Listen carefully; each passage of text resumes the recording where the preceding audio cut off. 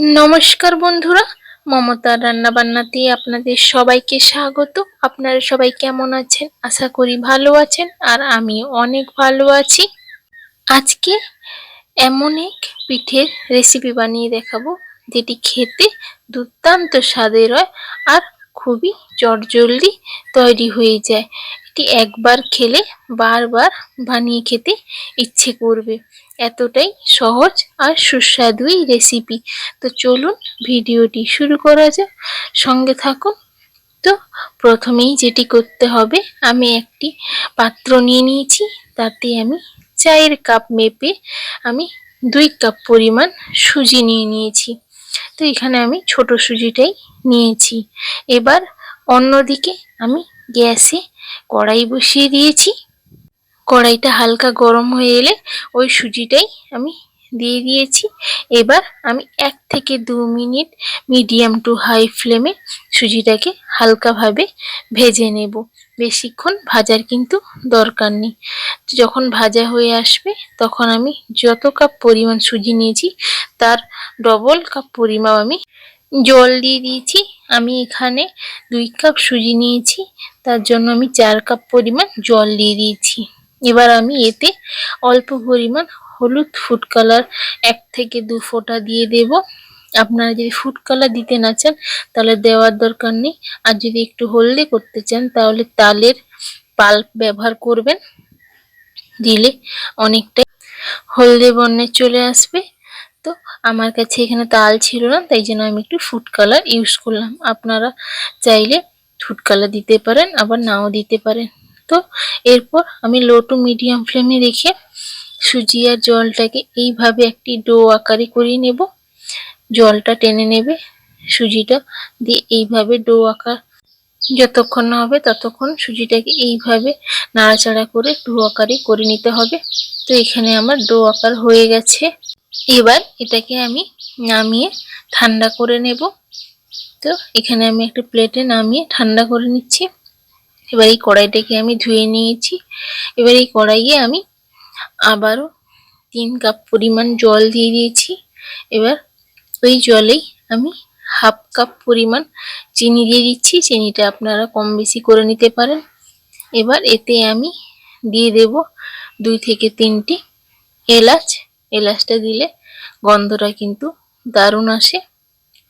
তো এবার এই সব কিছুকে আমি 2 থেকে 3 মিনিট ভালোভাবে ফুটিয়ে নেব, যতক্ষণ না টকবক করে ফুটে আসে আর চিনির কালারটা হালকা একটু চেঞ্জ হচ্ছে।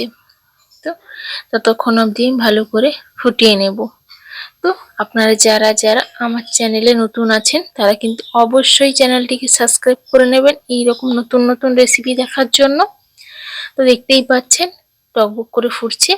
এবার আমি গ্যাসটিকে অফ করে এটাকে ঠান্ডা করে নেব।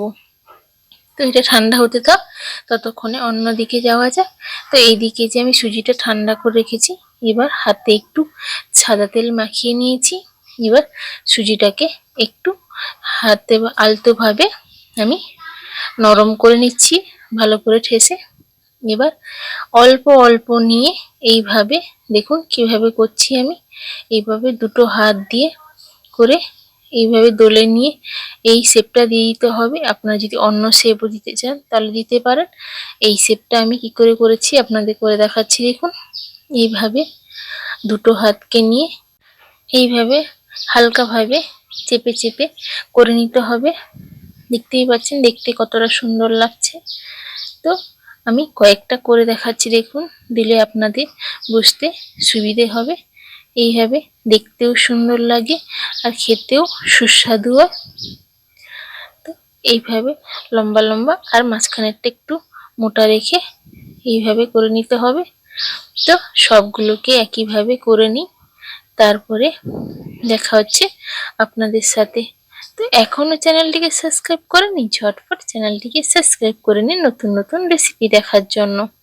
তো দেখুন এখানে আমি অনেকটাই করে নিয়েছি। তো কেমন হয়েছে দেখতে দেখুন, এখনই দেখে কতটা সুন্দর লাগছে। তো এদিকে আমি আগে থেকেই গ্যাসে কড়াই বসিয়ে তাতে সাদা তেল গরম করে নিয়েছি পুরো ভালোভাবে। এবার ওই সুজির পিঠেগুলোকে 30 সেকেন্ড বা 1 মিনিট হাই ফ্লেমে একটু হালকা করে ভেজে নিতে হবে। বেশি কড়া করে ভাজা কিন্তু চলবে না। এইভাবে ভেজে নিয়ে তুলে নিতে হবে। তো সবগুলোকে একইভাবে ভেজে নিতে হবে। আবার এককালীন বেশি দিয়ে দেবেন না, তাহলে অনেকটাই নষ্ট হয়ে যাবে আর জড়িয়ে যাবে। অল্প অল্প করে তেলে ভেজে নেবেন, দেখবেন অনেকটাই সুন্দর হবে। তো সবগুলোকে একইভাবে ভেজে নিই, তারপরে দেখা হচ্ছে। তো দেখুন আমি সবগুলোকে ভেজে নিই, এইভাবে ছাড়িয়ে নিয়েছি যাতে জড়িয়ে না যায়। আর আগে থেকেই যে চিনির সিরাপটা করে রেখেছিলাম ও ঠান্ডা হয়ে গেছে।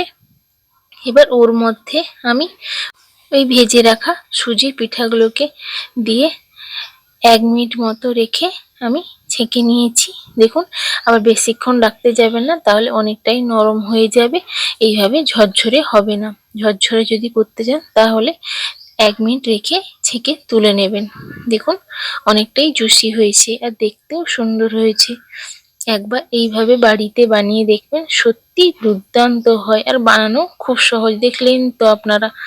তো কেমন লাগলো আজকের এই পিঠের রেসিপিটি অবশ্যই কিন্তু কমেন্ট করে জানাতে ভুলবেন না। আর রেসিপিটি যদি ভালো লেগে থাকে তাহলে ভিডিওটিতে একটি লাইক করে দেবেন। আর অবশ্যই কিন্তু বাড়িতে একবার বানিয়ে দেখবেন। তো সবাই ভালো থাকবেন, সুস্থ থাকবেন। দেখা হবে আবার একটি ভিডিওতে। ততক্ষণের জন্য টাটা।